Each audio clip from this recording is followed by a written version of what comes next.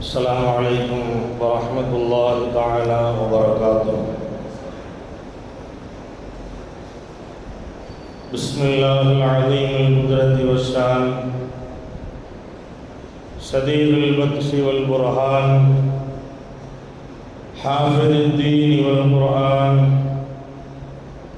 ما شاء الله كان وما لم يشأ لم يكن لا حول ولا قوة إلا بالله العلي العظيم.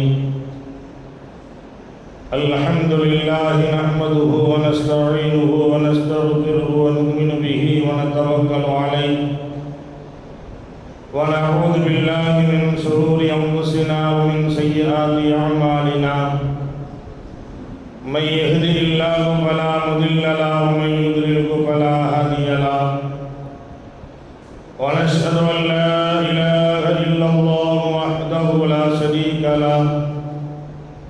ونشهد أن سيدنا ونبينا ومولانا محمدا عبده ورسوله أرسله بالحق بشيرا ونذيرا وداعيا إلى الله بإذنه وسراجا منيرا. أما بعد فقد قال الله تعالى في القرآن العظيم والفرقان المجيد: فأعوذ بالله من الشيطان الرجيم بفضل بسم الله الرحمن الرحيم: ويؤثرون على أنفسهم ولو كان بهم خصاصة. وقال نبينا صلى الله عليه وسلم: الصدقة رد البلاء والقضاء. صدق الله وصدق رسول الله صلى الله عليه وسلم. புரிவாழ்வு புனிதம் பெற ஃபுர்கானை புவிக்களித்த பேருபகாரி அல்லாஹுவுக்கு அனைத்து புகழும் உரித்தாகட்டுமாக. யாரை படைக்காவிட்டால் இவ்வையகத்தையே நான் படைத்திருக்க மாட்டேன் என்று இறைவன் பறைசாற்றினானோ அப்படிப்பட்ட நாயக திருமேனி ஸல்லல்லாஹு அலைஹி வஸல்லம் அன்னவர்கள் மீதும் அன்னவர்களின் வாழ்க்கை நெறிகளை தங்களுடைய வாழ்க்கையில் கடுகளவும் பிசகாது பின்பற்றி ஒழுகிய அருமை சஹாபாக்கள் மீதும் தாபிஈன்கள், தபஅத் தாபிஈன்கள், இமாம்கள், அவுலியாக்கள், சுஹதாக்கள், நாதாக்கள், நல்லவர்கள், நம்மவர்கள், குறிப்பாக புனிதம் நிறைந்த இந்த ஜுமாவுடைய மஜ்லிஸிலே அமர்ந்திருக்கும் நம் அனைவர்கள் மீதும் அல்லாஹு தஆலாவின் சாந்தியும் சமாதானமும் என்றென்றும் நின்று நிலவட்டமாகுக. இறைவனின் இறையில்லமான் திரு கஅபா ஷரீஃபையும் இறை தூதுவரின் பூங்காவனம் ரௌதா ஷரீஃபையும் புனிதம் நிறைந்த பைத்துல் முகத்தஸையும் திரும்ப திரும்ப குடும்பத்தோடு சந்திக்கிற நசீபை வல்ல ரஹ்மான் நம் அனைவர்களுக்கும் தந்து அருள் புரிவானாக. புனிதமான இந்த ஜுமாவுடைய மஜ்லிஸிலே நாமெல்லாம் இப்படி ஒன்று கூடி அமர்ந்திருக்கிறோமோ இதுபோன்ற சுவனத்தில் நபிகள் நாயகம் ஸல்லல்லாஹு அலைஹி வஸல்லம் அன்னவர்களோடு ஒன்று கூடி அமரக்கூடிய நல் பாக்கியத்தை வல்ல ரஹ்மான் நம் அனைவர்களுக்கும் தந்து அருள் புரிவானாக என்ற துஆவோடு இந்த ஜுமாவுடைய பிரசங்கத்தை நான் துவக்கம் செய்கிறேன். கண்ணியத்திற்கும் மரியாதைக்கும் உரிய அல்லாஹ்வின் நல்லடியார்களே, அருமை இஸ்லாமிய பெரியார்களே, அல்லாஹ்வுடைய மகத்தான கிருபையால் புனிதமான ஜும்மாவுடைய தொழுகையை நிறைவேற்றுவதற்காக வேண்டி இந்த இறை இல்லத்திலே நாமெல்லாம் ஒன்று கூடியிருக்கிறோம். ரப்புல் ஆலமீன் நம்மை எல்லாம் படைப்புகளில் சிறந்த படைப்பாக மனிதனாக நம்மை படைத்து உம்மத்துகளில் சிறந்த உம்மத்தாக உம்மத்தே முஹம்மதியாவில் நம்மையெல்லாம் இடம்பெறச் செய்து எந்த ஒரு கட்டத்திலும் இந்த உம்மத் வழிதவறிவிடக்கூடாது என்பதற்காக வேண்டி காலத்திற்கு ஏற்றவாறு நபிமார்களையும் அதே நேரத்திலே வேதங்களையும் அனுப்பி இந்த சமூகத்திற்கு மிகப்பெரிய ஒரு கிருபையை இறைவன் செய்து வருகிறார். அந்த ரப்புல் ஆலமீனுக்கு உலகம் உள்ளவரை எவ்வளவு நாம் நன்றி செலுத்தினாலும் அது ஈடாகாது. அவ்வளவு அருள்கொடைகளையும் ரஹ்மத்துகளையும் வாழ்க்கை நெறிகளையும் இறைவன் வாரி வாரி நமக்கு வழங்கி இருக்கிறான். பாசத்திற்குரிய பெருமக்களே, எனவேதான் மனிதன் இந்த உலகத்தில் வெற்றி அடைய வேண்டும், மனிதன் இந்த உலகத்தில் நல்ல முறையில் வாழ வேண்டும், மனிதனுடைய இம்மையும் மறுமையும் அது ஜெயம் பெற்றதாக இருக்க வேண்டும் என்பதற்காக வேண்டி பல்வேறு வகையான உபதேசங்களை அல்லாஹும் அல்லாஹ்வுடைய தூதரும் நமக்கு சொல்லித் தந்திருக்கிறார்கள்.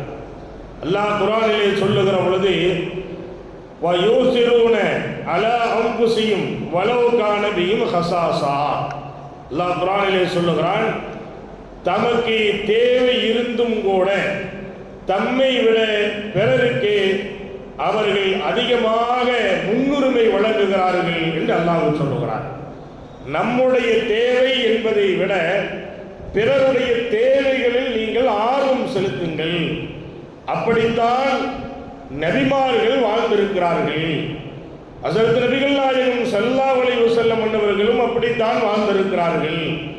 அன்னவர்களை ஒட்டி இருந்த சஹாபாக்களும் சரி, சஹாபா பெண்மணிகளும் சரி, அதற்கு பிறகு வந்தவர்களும் சரி, வழிமார்கள், இறைநேச செல்வர்கள், இமாம்கள் என்று வாழ்க்கையினுடைய வரலாறுகளை நாம் புரட்டினால் அத்தனை பேர்களும் பிறரின் மீது அதாவது அக்கறை எடுத்துக்கொண்டு அவர்களுக்கு முன்னுரிமை கொடுத்து அடுத்தபடியாக அவர்களை வைத்துக் கொண்டார்கள்.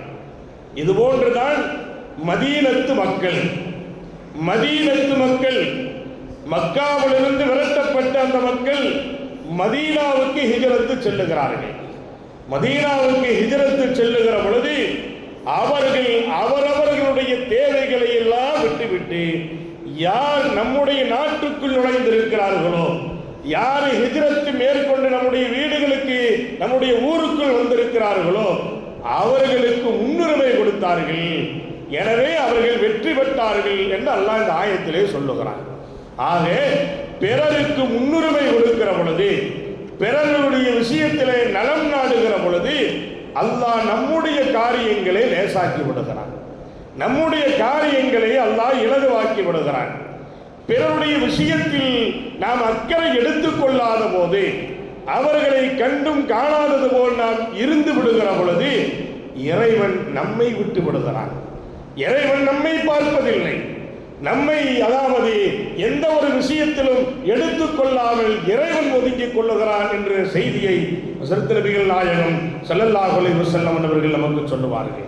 கண்ணியத்திற்குரிய பெருமக்களே, உலக வரலாற்றில் தங்களுக்கு கிடைத்த வாழ்வாதாரத்தில் பிறருக்கு முன்னுரிமை வழங்குவது என்பது அது ஒரு சாதாரணமான விஷயம் அல்ல. நமக்கு வாழ்க்கை இருக்கிறது, நமக்கு குடும்பம் இருக்கிறது, நமக்கு கோத்திரம் இருக்கிறது, நமக்கு தேவைகள் இருக்கிறது, எல்லாம் நமக்கு இருக்கிற பொழுது பிறருக்கு முன்னுரிமை கொடுப்பது என்பது இந்த காலகட்டத்தை பொறுத்தவரை ஒரு சாமானியமான விஷயம் அல்ல, ஒரு சராசரி விஷயம் அல்ல. அது மிகப்பெரிய ஒரு விஷயம், ஒரு சிரமத்திற்குண்டான காரியம். இருந்தாலும் கூட அதில் அக்கறை எடுத்துக் கொள்ளுகிற பொழுது நம் காரியத்தை அல்லாஹ் பார்த்து விடுகிறான். நாம் ஒரு பழமொழியும் கூட சொல்லுவார்கள், நம்மளுடைய பழமொழியும் கூட சொல்லுவார்கள், அதாவது அடுத்தவனுடைய பிள்ளையை பார்க்கிற பொழுது நம்முடைய பிள்ளையை அல்லாஹ் பார்த்துக் கொள்ளுகிறான் என்று சொல்லுவார்கள். ஊரார் பிள்ளையை ஊற்றி வளர்த்துகிற பொழுது நம்முடைய பிள்ளை அல்லாஹ் பார்த்துக் கொள்ளுகிறான் என்ற பழைய மக்களுடைய பழமொழிகள் இருக்கிறது. அதுதான் யதார்த்தம். அவர்களுடைய நாவிலிருந்து வந்த வார்த்தை என்பது அல்லாஹ்வுடைய தூதருடைய வாழ்க்கையிலே ஏற்பட்ட வார்த்தைகள். அது பிறருக்கு நாம் நலம் செய்கிற பொழுது, பிறருடைய விஷயத்தில் நாம் அக்கறை எடுத்துக் கொள்ளுகிற பொழுது நம்முடைய காரியங்கள் இலகுவாக்கப்பட்டு விடுகிறது. நாம் பார்க்கிறோம். அப்படி இருந்தால் அதாவது ஆனால் அப்படி முன்னுரிமை வழங்குவது உன்னதமான செயல் என்று மார்க்கம் சொல்லுகிறது.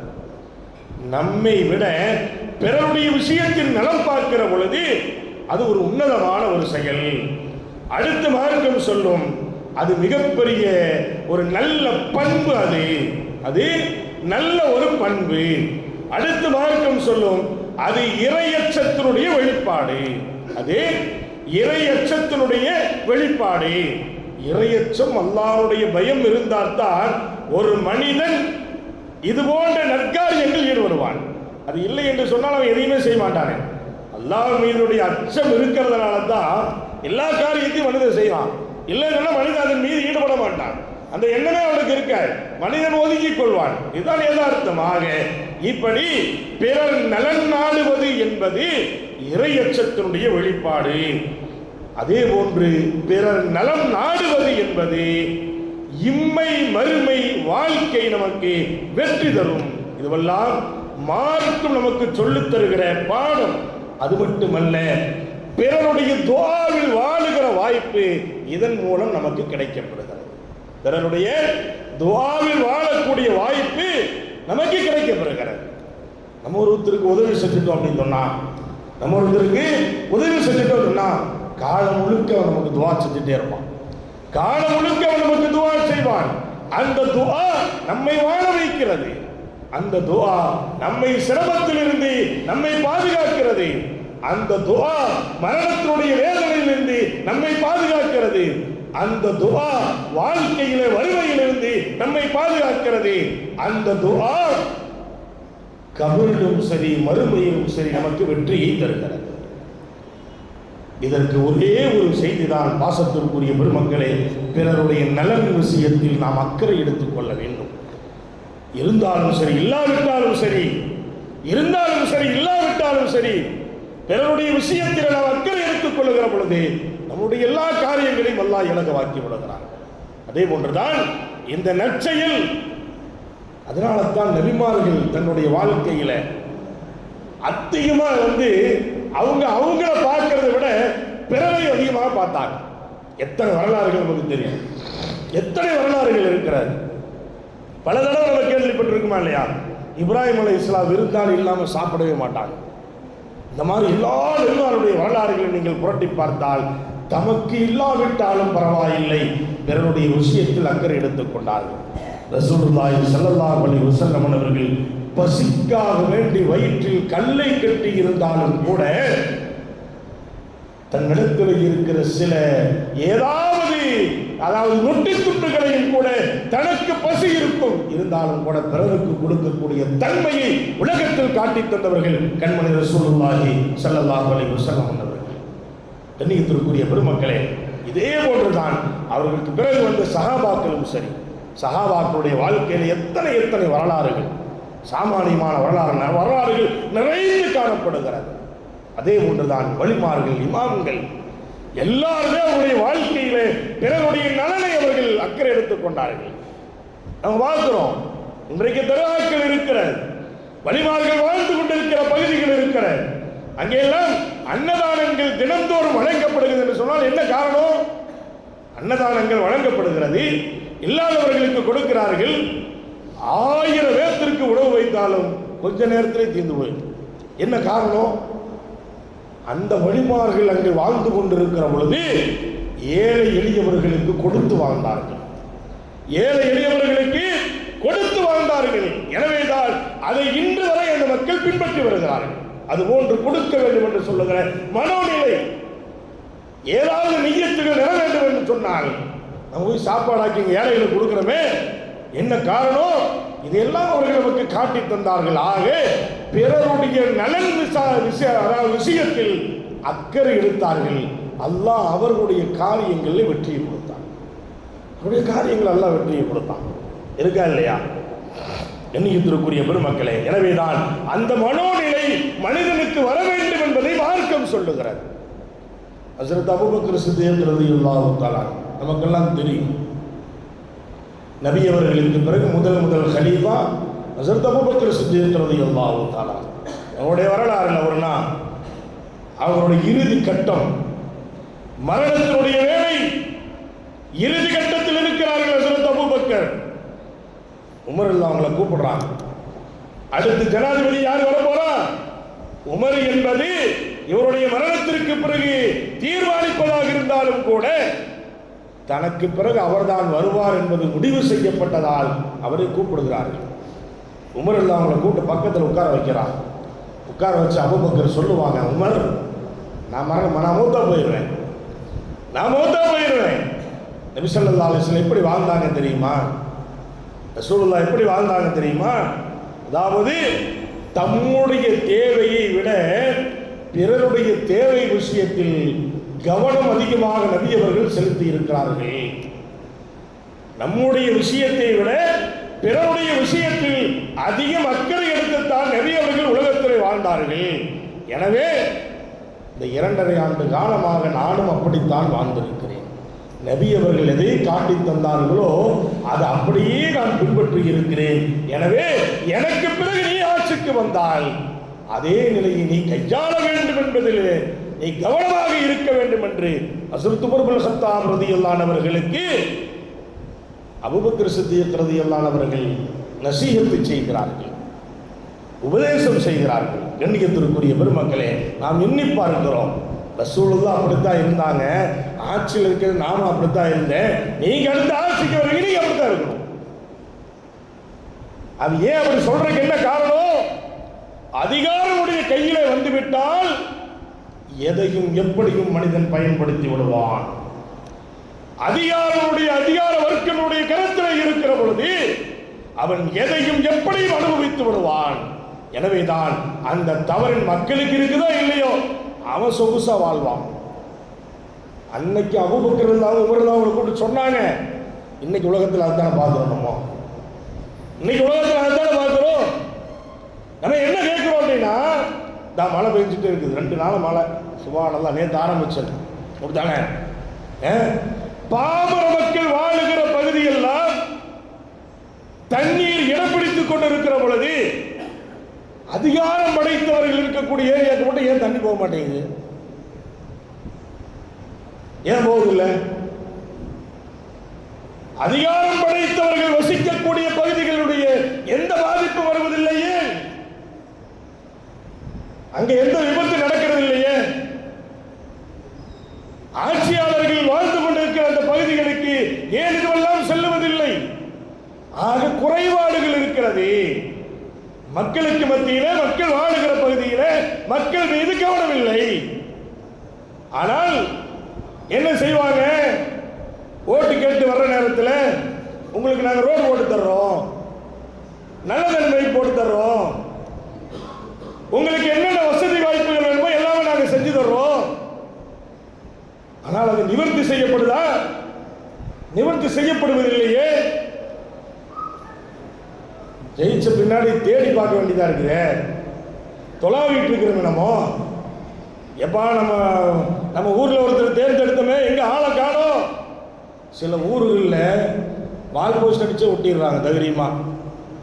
கவுன்சிலரை காணவில்லை, எம்எல்ஏவை காணவில்லை, அமைச்சரை காணவில்லை அப்படின்னு வால் போஸ்ட் அடிச்சு ஒட்டிடுறாங்க. அதுக்கப்புறம் திப்புன்னு ஓடுவாங்க. அப்படிதானே? ஆக நாம் என்ன கேட்கிறோம் என்று சொன்னால், காலம் முழுக்க எத்தனையோ வீதிகள், பல ஆட்சியாளர்களை நாம் சந்தித்திருக்கிறோம். இன்று வரை சரியான முறையில் ரோடு வசதிகள் என்பது, மக்களுடைய குறைகள் என்பது தீர்க்கப்பட்டிருக்கிறதா என்று சொன்னால் தீர்க்கப்படவில்லை. ஆனால் தன்னுடைய வளர்ச்சி என்பது அலாதியான வளர்ச்சி, தன்னுடைய குடும்ப வளர்ச்சி என்பது ஒரு அலாதியான வளர்ச்சி. அது எப்படி வந்தது? அதான் அப்படி வந்துருங்கிறதுனால தான் அபூபக்கர் சித்திக் ரலியல்லாஹு என்ன செஞ்சாங்க? உமர் ரலியல்லாஹு அவங்களை கூப்பிட்டு சொன்னாங்க, ரசூலுல்லாஹ் அதிகாரத்தில் இருக்கிற பொழுது தன்னை விட ஏதாவது விபத்து அன்பளிப்பு வந்தா கூட என்ன செய்வாங்க? பிறருக்கு கொடுப்பாங்க, கொடுத்துட்டு தான் எடுப்பாங்க, தன்னோடு இருப்பவர்களுக்கு கொடுப்பார்கள். எத்தனை தடவை ரசூலுல்லாஹ்வோட நம்ம இருந்திருக்கிறோம். ஏதாவது வந்த உடனே ரசூலுல்லாஹ் எடுத்திருக்காங்களா? இல்லை. என்ன செய்வாங்க? பிறர்கள் கொடுப்பாங்க, கொடுத்துட்டு தான் ரசூலுல்லாஹ் எடுப்பாங்க, சஹாபாக்களுக்கு எடுத்துக்கொள்வாங்க. அதுவான நிலை எல்லாம் மாறி இருக்கிறதே. எனவேதான் பிறருடைய நலனை அக்கறை எடுத்துக் கொள்ளுகிற பொழுது அல்லாஹ் நம்முடைய காரியங்களை இலகுவாக்குறான். அதே போலதான் எதை வேணாலும் விட்டு கொடுத்துடலாங்க. சில விஷயங்கள் இருக்குது, அதையெல்லாம் விட்டு கொடுக்கவே முடியாது. அதற்கென்று ஒரு மனம் வேண்டும். ஹஸ்ரத் உமர் ரலியல்லாஹு தஆலா அன்ஹு மஸ்ஜித் நபவியில பள்ளிவாசல் ஃபஜ்ர் தொழுகையினுடைய நேரத்தில் குத்தப்படுகிறார்கள், தாக்கப்படுகிறார்கள். அதாவது அபூ லுஅ்லுஆ என்று சொல்லக்கூடிய மனிதனால் குத்தப்படுகிறார்கள். உயிருக்கு போராடி கொண்டிருக்கிற வேளையில தன்னுடைய மகனை கூப்பிடுறாங்க,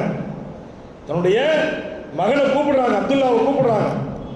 அப்துல்லாவை கூப்பிட்டு சொல்லுவாங்க, ஆயிஷா நாய்கிட்ட போய் என்ன செய்ய, ரசூலுல்லாஹ் அடக்கப்பட்டிருக்காங்களா இல்லையா, அதுக்கு பக்கத்தில் ஹஸரத் அபூபக்கர் அடக்கப்பட்டிருக்காங்க, அவங்க அத்தா அடக்கப்பட்டிருக்கிறாங்க, அதுக்கு பக்கத்தில் எனக்கு இடம் வேணும் கேளுங்க அப்படின்னு சொல்லி உயிருக்கு போராடி கொண்டு இருக்கிற பொழுது ஆயிஷா நாயிட்டு தன்னுடைய மகனை அனுப்பி வைக்கிறான். அங்கே போய் பார்க்கும்போது ஆயிஷா நாய் அழுதுட்டு இருக்கிறான். உமருல்லாவுடைய மகன் அப்துல்லா போய் பார்க்குறாங்க, ஆயிஷா நாய் அழுதுட்டு இருக்கிறாங்க. என்ன அப்படின்னு கேட்டால், ரசூலுல்லாஹோட இருந்தவங்க அத்தா இந்த மாதிரி குத்தப்பட்டிருக்கிறாரு, அதை நினச்சி தான் வேதனைகள் அழுதுட்டு இருக்கிறேன் அப்படின்னு சொன்னோம்னே ஒரு செகண்ட் அப்படியே நிற்கிறாங்க. அப்புறம் அப்துல்லா மெதுவாக கேட்பாங்க, ஆயிஷா அவங்கள்ட்ட கேட்பாங்க, ஆயிஷா அவர்களே, எங்கள் அத்தா உங்களை பார்த்துட்டு வர சொன்னாங்க, என்ன விஷயம் அப்படின்னு கேட்பாங்க. அப்போ ஆயிஷாட்ட அப்துல்லா சொல்லுவாங்க, தயங்கி சொல்லுவாங்க. காரணம் என்னன்னா, ஆயிஷாவுடைய வீடு ரசூலுல்லாஹ் அடங்கி இருக்கிறது ஆயிஷா நாயினுடைய வீடு, அது அவங்களுக்கு உரிமைப்பட்ட இடம் அது. அப்போது கேட்பாங்க, இந்த மாதிரி என்ன கேட்பாங்கன்னு சொன்னால், இந்த மாதிரி எங்கள் அத்தா அனுப்பிச்சி வச்சாங்க, என்ன அப்படின்னு கேட்டால், அந்த இடத்துல பக்கத்தில் இடம் கிடைக்குமான்னு நினச்சிட்டு கேட்டிருக்கிறாங்க அப்படின்னு சொன்ன உடனே ஆயிஷா நாய் எப்படி பார்ப்பாங்க. அப்போ ஆயிஷா நாய் சொல்லுவாங்களாமா, குந்து உரீது கூலி நப்சி வல உஸ்திரன் நபிகள் யௌம அலா நப்சி. சொல்லுவாங்க, ஆயிஷா அந்த இடத்துல நான் அடங்கிடலாம் நினச்சிட்டு இருந்தேன், ஆனால் என்னை விட உரிமைப்பட்டவர்கள், அதாவது முன்னுரிமை கொடுக்கப்பட வேண்டியவர்கள் ஹஸரத் உமர்.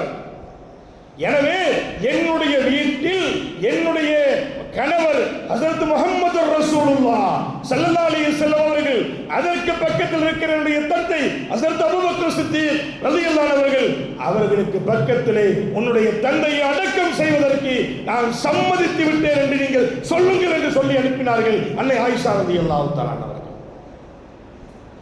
விட்டு கொடுக்குவாங்களா யாராவது? ரசூலுல்லாஹ்க்கு பக்கத்தில் போய் அடங்குறதுங்கிறது சாமானியமான விஷயமா? அது தன்னுடைய வீடு. பாசத்திற்குரிய பெருமக்களே, அதை விட்டு கொடுத்தார்கள் அன்னை ஆயிஷா சித்திகா ரலியல்லாஹு தஆலா அவர்கள். நாம் பார்க்கிறோம் வரலாறுகளே, ஆயிஷா அவர்கள் விட்டு கொடுத்தார்கள்.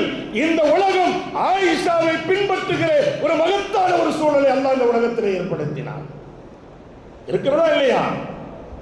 ஹதீசுகளை புரட்ட வேண்டும் என்று சொன்னால் அன்னை ஆயிஷா அவர்கள் அறிவித்த ஹதீசுகள் தான் இன்றைக்கு சமூகத்திற்கு வழிகாட்டிக் கொண்டிருக்கிறார். சமூகத்திற்கு இன்றைக்கு வழிகாட்டிக் கொண்டிருக்கிறது என்று சொன்னால் ஆயிஷா அவர்கள் சொல்லித் தந்த செய்திகள் தான். பெருமானார் வாழ்ந்திருக்கிறார்கள், பெருமானாரிடத்தில் பல விஷயங்களை கேட்டிருக்கிறார்கள், அதையெல்லாம் மக்களுக்கு சொல்லி இன்றைக்கு அவர்களை நாம் பின்பற்றுகிறோம் என்று சொன்னால் சிறு சிறு விஷயங்களை அவர்கள் பிறருக்காக விட்டுக் கொடுக்கிற பொழுது அல்லாஹ் உயர்ந்த தரஜாவை அவர்களுக்கு கொடுத்தான். உயர்ந்த தரஜாவை அல்லாஹ் அவர்களுக்கு கொடுத்தான். எனவேதான் பிறருடைய நலன் என்பது சாமானியமான விஷயம் அல்ல. அது ஏனோதானோ நினைச்சிடக்கூடாது. அவருக்கு கொடுத்து நமக்கு என்ன ஆக போகுது? அவருக்கு செஞ்சு நமக்கு என்ன ஆக போகுது? அவரை பார்த்து நமக்கு என்ன நடக்க போகுது? அதுவல்ல.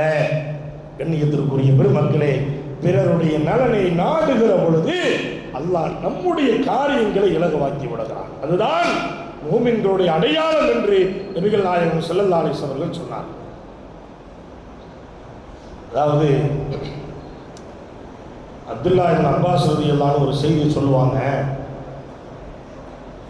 அலி ரலியல்லாஹு தஆலா அவர்களும் ஃபாத்திமா ரலியல்லாஹு தஆலா அவர்களும் ரெண்டு பேரும் ஒரு நேர்ச்சையினுடைய நோன்பு வச்சாங்க. என்ன நோன்பு? ஒரு நேர்ச்சையினுடைய நோன்பு அவங்க வைக்கிறாங்க. நேர்ச்சை நோன்பு தினமும் நம்ம வைக்கிறோமா இல்லையா? ஏதாவது நம்முடைய காரியங்கள் நிறைவேறிவிட்டால் நான் நோன்பு வைக்கிறேன், நீயத்தை வச்சு நோன்பு வைப்பாங்க. அந்த மாதிரி என்ன செஞ்சாங்க? நோன்பு வச்சாங்க. நோன்பு வைக்கிற நேரத்தில் அவங்களுக்கு சாப்பிட்றதுக்கு ஒன்றுமே இல்லை. அப்படியே சஃப்புகளை பூர்த்தி உட்காந்துருக்கலேன், இல்லை வெளியில் சஃப்புகளை பூர்த்தி உட்காந்து, அதாவது சாப்பிட்றதுக்கு அவங்களுக்கு ஒன்றுமே இல்லை. அந்த நேரத்தில் தண்ணியை குடிச்சு தன்னுடைய நோம்பை தொடங்குறாங்க ரெண்டு பேருமே. இதை அப்துல்லா இப்னு அப்பாஸ் அவங்க சொல்றாங்க இந்த செய்தியை.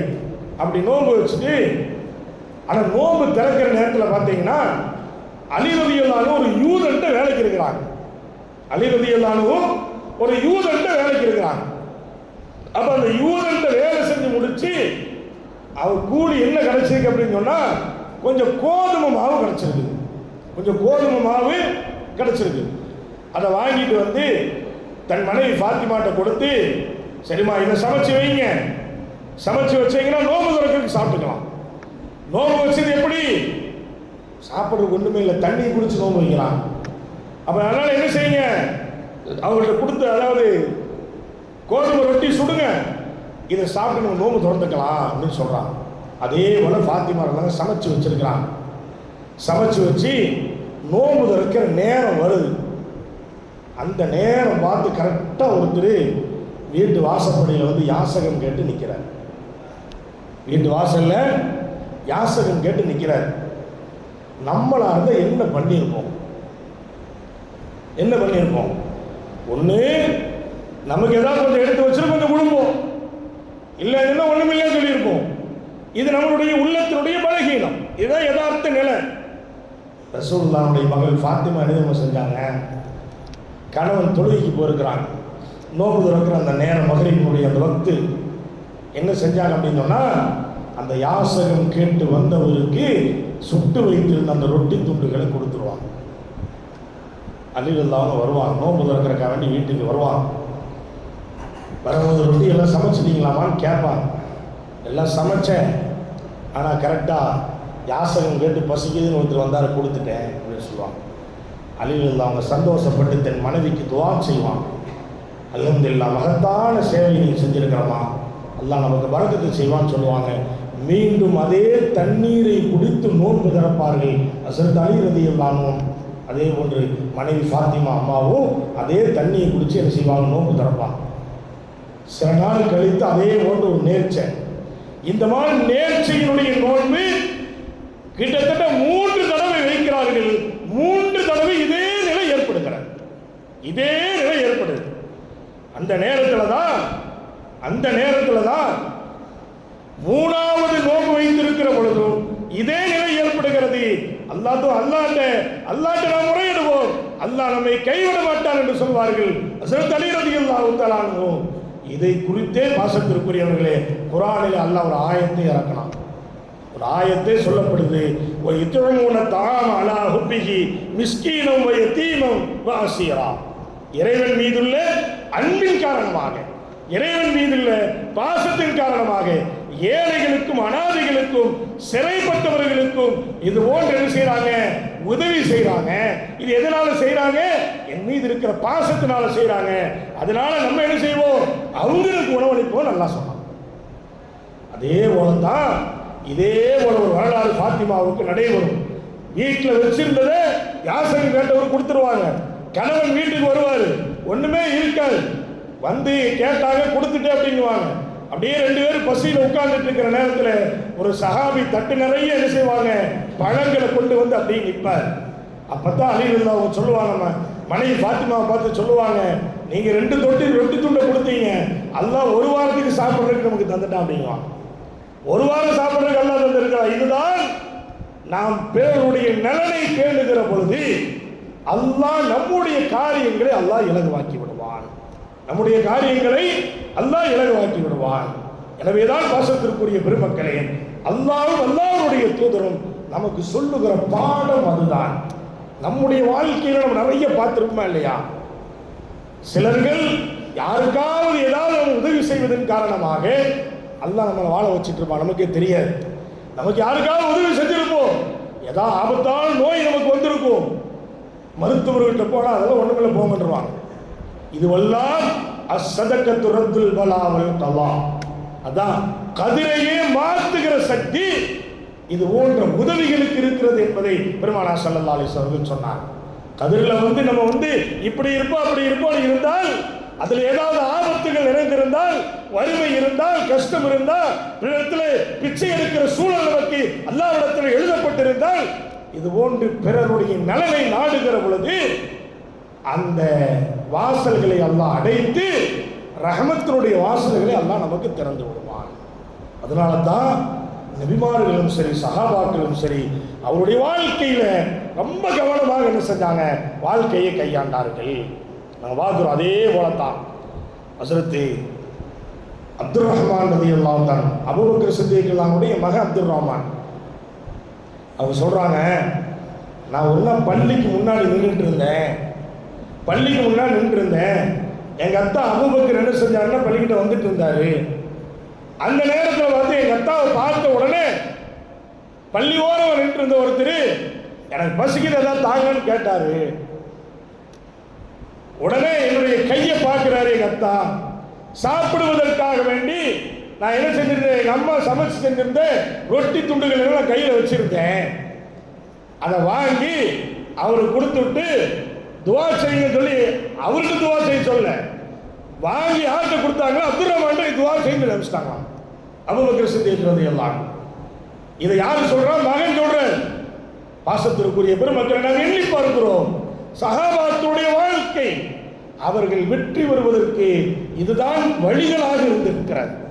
பிறருடைய விஷயத்தில் அக்கறை எடுத்துக்கொள்ளுகிற பொழுது அல்லாஹ் நம்ம காரியங்கள் அல்லாஹ் லேசாக்கிறான், நம்முடைய காரியங்களை அல்லாஹ் இலகுவாக்கி விடுவான். அதனால தான் முன்னோர்கள் நமக்கு சொல்லுவார்கள், என்ன சொல்லுவாங்க தெரியுமா?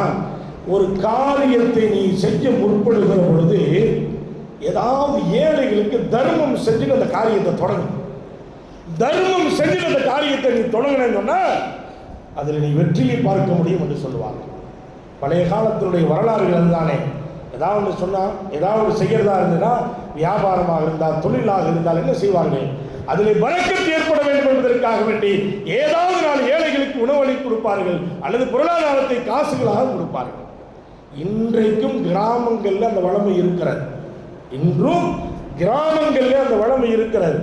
இந்த வயல் விவசாயம் எல்லாம் பண்றாங்களா இல்லையா, இந்த விவசாயம் பண்ணக்கூடியவர்கள் அவருடைய விவசாய பூமியில் எது விளைகிறதோ முதல்ல என்ன செய்வாங்க அப்படின்னு சொன்னா, அதுல முதல்ல வரக்கூடிய அந்த விளைகிறத கொஞ்சம் எடுத்துட்டு போய் என்ன செய்வாங்கன்னா மதரசாக்களுக்கு அதிகா பண்ணுவாங்க, மாணவர்களுக்கு உணவாக கொடுப்பாங்க. அங்க இருக்கக்கூடிய மதரசாவில் படித்துக் கொண்டிருக்கக்கூடிய மாணாக்களுக்கு கொடுப்பார்கள். அதனால பரக்கத்து நமக்கு கிடைக்கும். அதே போன்று செழிப்போடு வாழ்ந்தார்கள்.